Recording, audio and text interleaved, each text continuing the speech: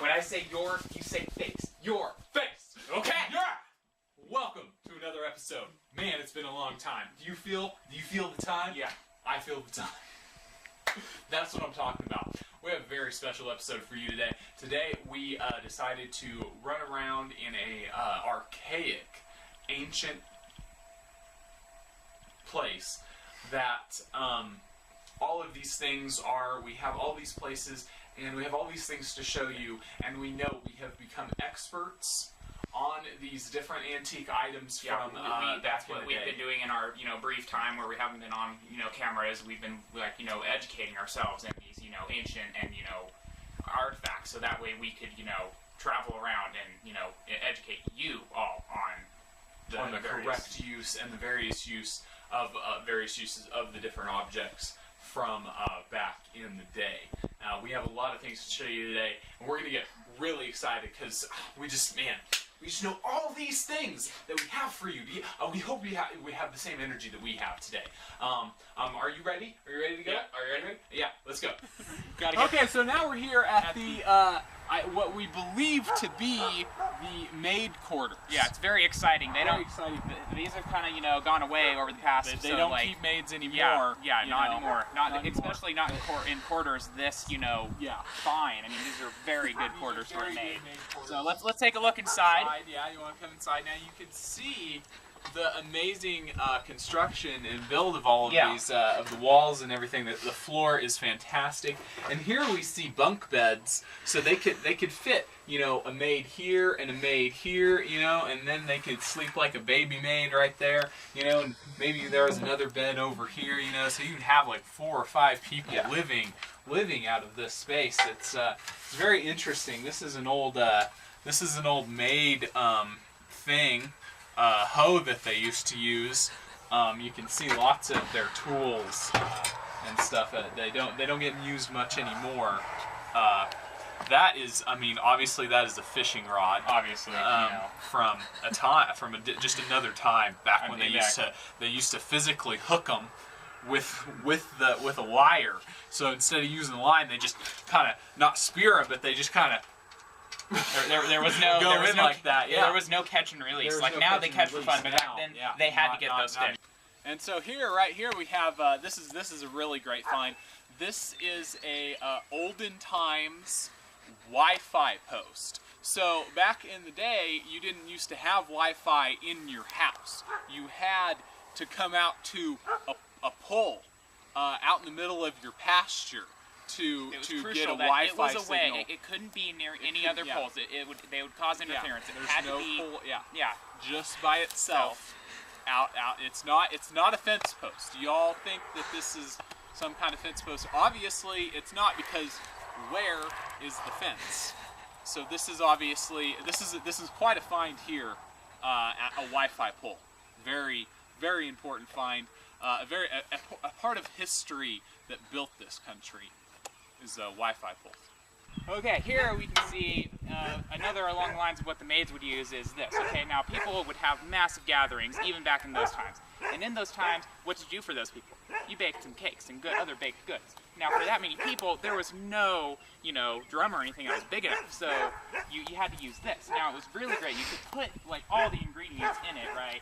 And then you could just spin it as so, and it would mix as you go. And then you could get your other maids to be in there helping you. And, this way, you could make massive quantities for them, and it would, work. And then anytime you needed to pour, you pour into a giant cake pan, like so. And then there you go. You pour it all out, and then you're good. Instantly. Perfect. And so, there you go. Beautiful, giant cake mixer. Very, very rare. These very things rare. Were, you don't see them. So. Obviously, this one's very old. It's quite a find today. And here we have a very amazing. Now, this is quite an impressive feat here. So this is a piece of children's playground equipment from back in the day. As you can see, they have the chains here, which they would chain their children to this. And just they would be able to play and enjoy this piece of equipment for days on end. I mean, most children nowadays, they go on a slide or a merry-go-round, they're bored instantly. these chains would ensure days of fun. Yeah, days of fun on this. You have things like this for the kids to, learn really good life skills. I know when I was a kid, I always wished for giant rusty pipes that my mom would let me play with.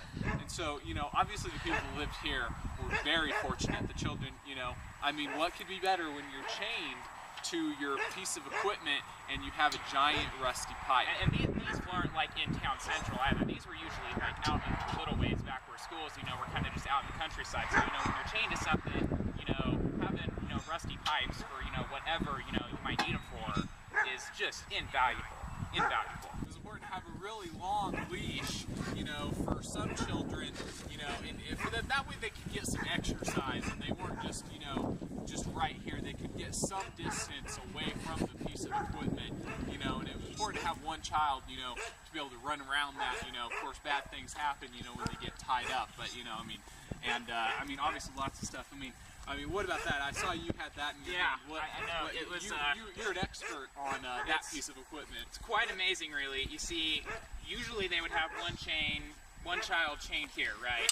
And then they would have the other child chained to the much longer thing. Now, normally, of course, the older child gets to, obviously be chained to the longer thing because,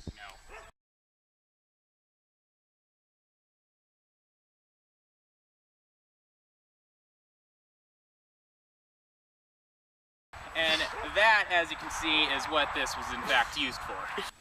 Okay, this we have here is a fantastic find. So sometimes on Thanksgivings, we would have giant shootouts with shotguns. And when the shotguns got to be too much and the neighbors got pissed off at you from all the noise, you had to bring out your very own cannon. And that's what we have here today. We have a cannon. You can see the amount of debris that you could fit into this thing, and then the conical nature of the cannon would make it so it would have that much more blasting force for your feuding wars with your neighbors and such back in the the times when we would use this cannon.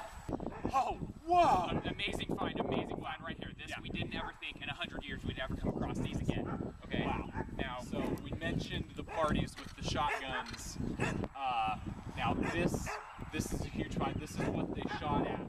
So if you can imagine, throwing these into the air, and have people shoot at them, it's. I don't want to risk throwing it to break it because you don't understand just how valuable these are. Yes, wow, it's amazing. Huge find. Wow, now that was really wow. I hope you guys enjoyed that. So many things. Wow, what about that find of the shotgun clay pigeons that we found? That was amazing. I never thought I would and see the amount anything of like fun those. that we had with the ancient playground equipment was really amazing. How about Dylan's explanation on that giant thing he had in his hand was really spot on. I hope you guys do not miss that. Yeah. If you missed that, that was really intense. It was a whole demonstration. We went through a whole lot of stuff, so I hope you guys remember that and caught that. And the maid's quarters, quite amazing, and the Wi-Fi pole. We can't forget the Wi-Fi pole. The cornerstone. Cornerstone the American of ancient Revolution society. would have not gone as well. Yes, not gone as well. Yeah. Those. It was Paul Revere's midnight ride from Wi-Fi pole to Wi-Fi pole that let them know. That's it's amazing. So amazing that we had that find. Thank you for joining us on another episode of Your Face. Now, we have a tradition on Your Face, and we haven't decided yet if we're going to follow through on that tradition. But it's been a long time coming. I think in fact this episode that we're probably going to not follow through that tradition of beating our co-hosts. Instead, we're going to adopt a new tradition of beating the